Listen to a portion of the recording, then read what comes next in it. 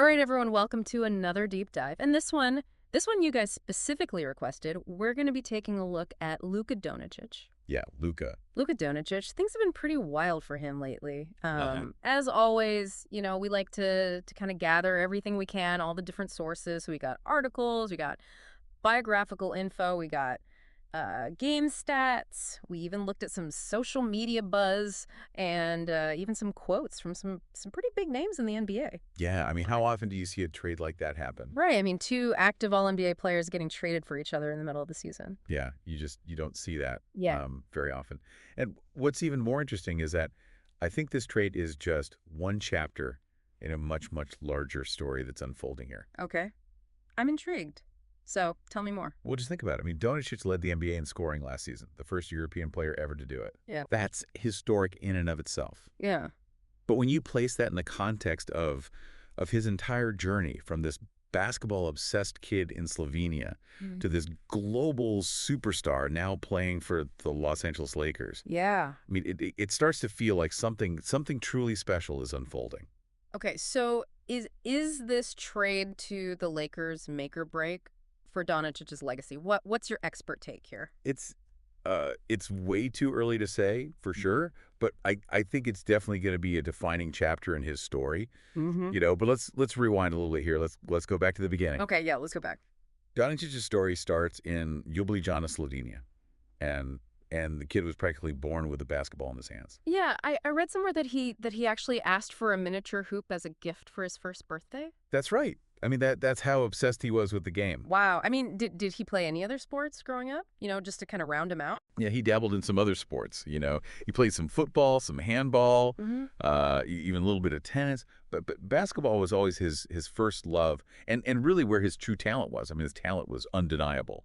Like by the age of 8, he was playing against kids much older than him, and at 14, he actually won the MVP award at the Vasas São Paulo Cup. Okay, stop. 14 years old, winning MVP. Yep. Okay, talk about like a prodigy. I mean, that kind of early success, that must have been a sign of things to come, right? Oh, absolutely. I mean, and it wasn't just raw talent either. What really set Dončić apart, even at that young age, was his exceptional basketball IQ.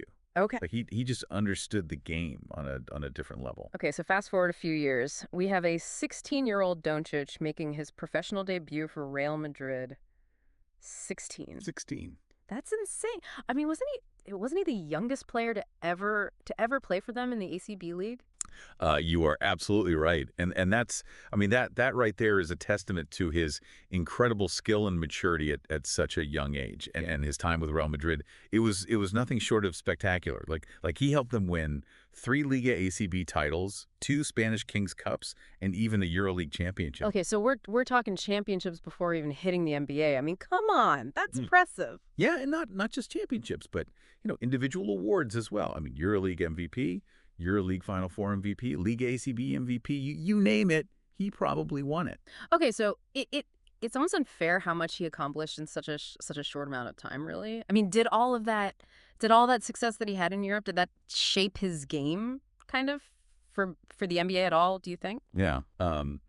I think it definitely played a role. The European style of play, it really emphasizes, teamwork, ball movement, a much more strategic approach to the game. And Dončić, he honed his skills in that environment. I mean, he really developed his court vision, his passing ability, his overall basketball IQ. Right. To a level that you don't see that often in players his age. Yeah, that makes a lot of sense. So finally, the NBA draft rolls around in 2018. Dončić is drafted 3rd overall by the Atlanta Hawks, but then immediately traded to the Dallas Mavericks. Were you surprised by that trade at all? I wasn't really surprised. The Mavericks, they had their eyes on Dončić for a while.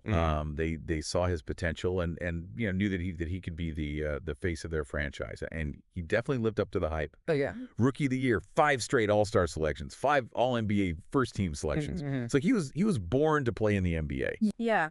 What I find remarkable is how seamlessly he transitioned to the NBA style of play. I mean, it usually takes some time for European players to adjust, but Dončić, he looked like he belonged from from day one. Yeah, he did. And his Mavericks records, they speak for themselves. Mm. You know, most points in a season, franchise leader in triple doubles, and career averages of 25.7 points, 8.4 rebounds, and 7.7 assists per game. Yeah. And he was putting up those numbers consistently, which is incredible considering the level of competition that he was facing night in and night out. Right. It's his combination of skills and basketball IQ that makes him so difficult to guard.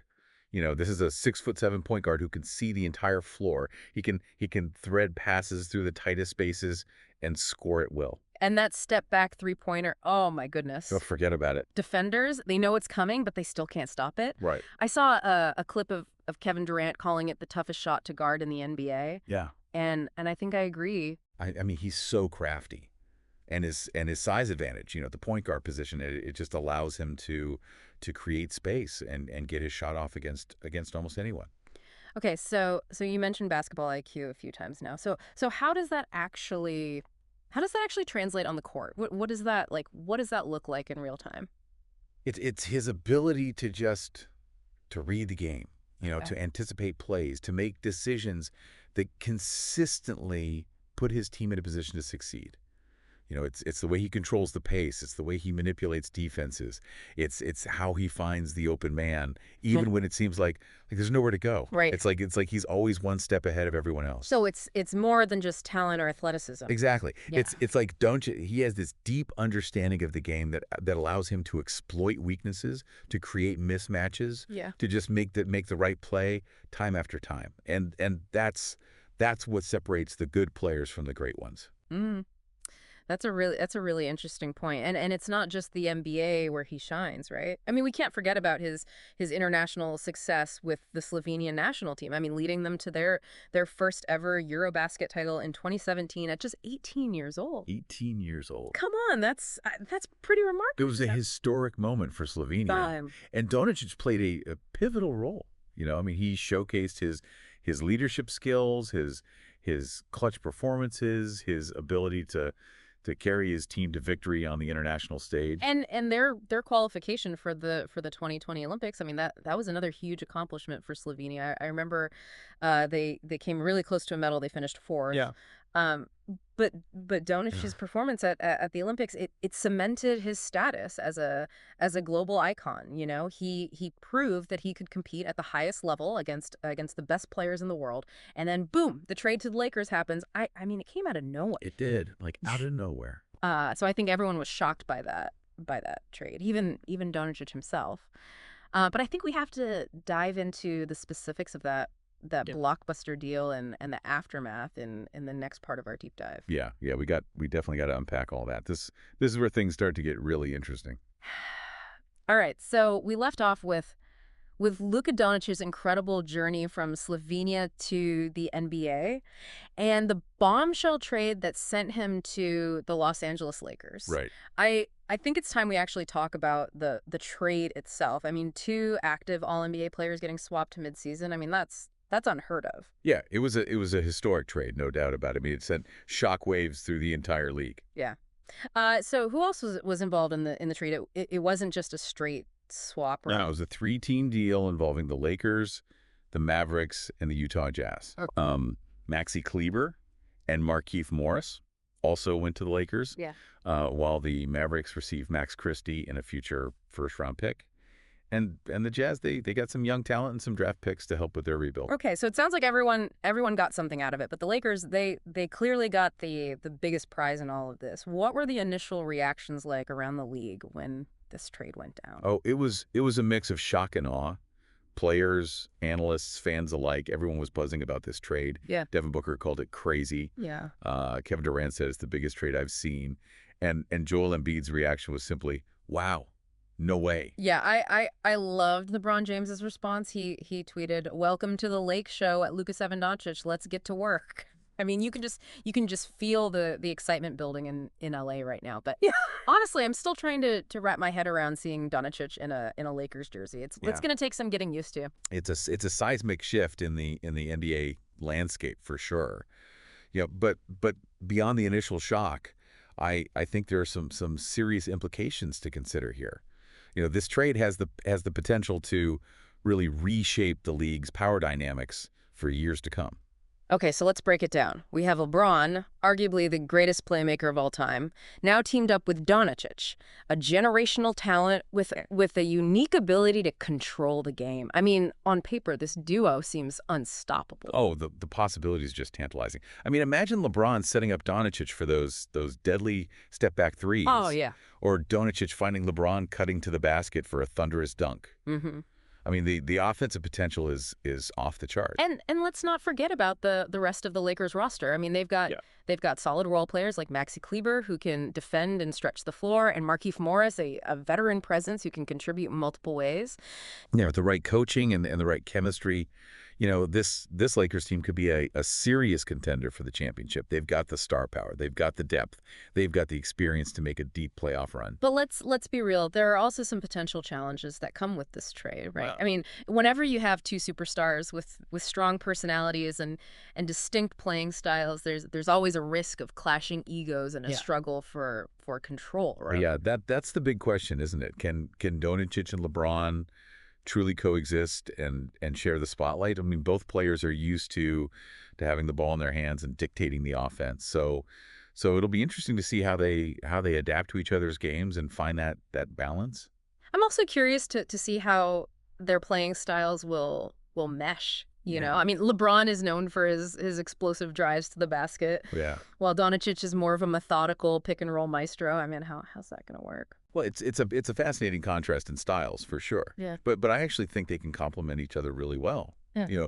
LeBron can attract defenders and create space for Dončić to operate, while Dončić's passing ability can unlock new scoring opportunities for LeBron. Right. And don't forget, LeBron has always excelled at playing with other ball-dominant stars. I mean, he won championships with Dwayne Wade in Miami, right, and Kyrie Irving in Cleveland. So he knows how to make it work. He does. LeBron is a basketball savant. He understands how to adjust his game to maximize the talents of his teammates. Mm-hmm. And I think he recognizes Dončić's special abilities, and he'll be eager to help him reach his full potential. So it sounds like you're pretty optimistic about their chances of success together. I am. I think they have the potential to form one of the most dynamic duos in NBA history.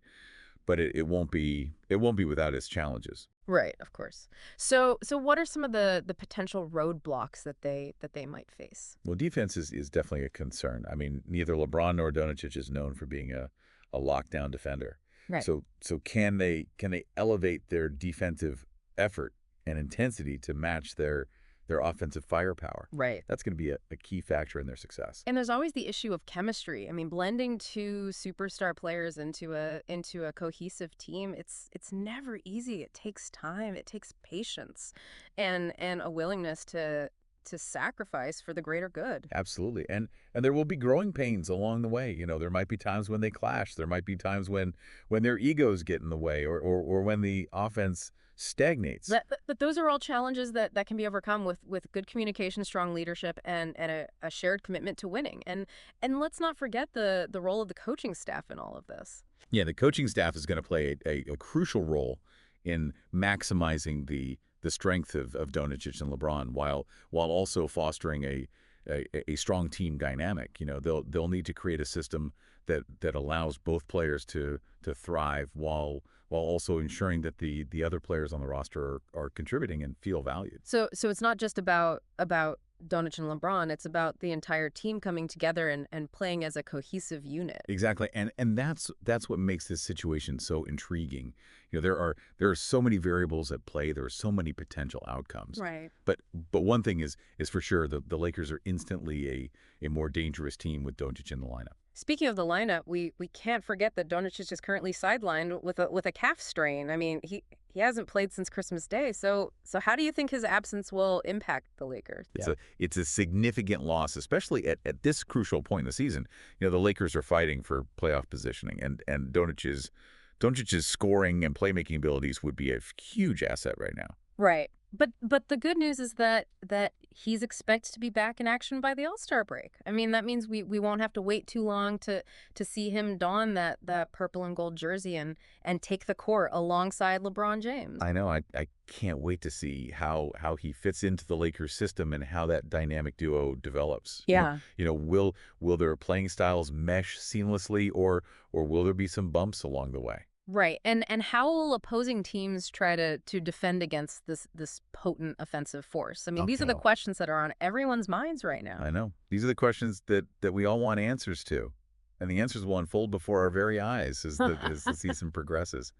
This is what makes the NBA so exciting. The constant drama, the unexpected twists and turns.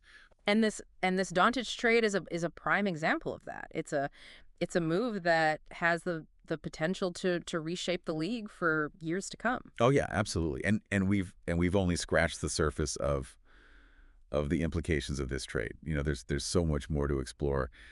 In the next part of our deep dive, we'll delve into the financial ramifications of this move and what it means for both Dončić and the Lakers in the long run. This is where things start to get really interesting from a business perspective. Yeah. Okay, so deep divers, time to put on our financial analyst hats for a minute here. Right. We've talked about the on-court impact of Luka Dončić joining the Lakers, but this trade, it has major money implications as well, right? Yeah. I mean, in the NBA, basketball and business, they go hand in hand. And this trade could have a ripple effect on contracts, on salary caps, even future free agency moves. So let's start with Dončić himself. I mean, remember he was eligible for a supermax extension with the Mavericks, potentially worth a staggering $345 million over 5 years. Yeah, a truly massive payday. But that ship has sailed with the trade to Los Angeles. Okay, so what's he looking at now financially? I mean, what can he expect? Well, he'll be eligible for a new contract with the Lakers. Yeah. But it's unlikely to reach that supermax level. We could be talking tens of millions of dollars less per year. Wow. Okay, so that's a huge financial hit. So why would Dončić be willing to leave that kind of money on the table? Well, there are a few possible reasons. Playing for the Lakers, one of the most iconic franchises in all of sports, it has its own allure. Right. It's not just about the money. It's about the prestige, the global platform, the Hollywood factor. Right. The Lakers are practically a brand unto themselves. Plus, I mean, even with a smaller contract, Dončić will still be, one of the highest paid players in the league. Oh, absolutely. He'll be financially set for life.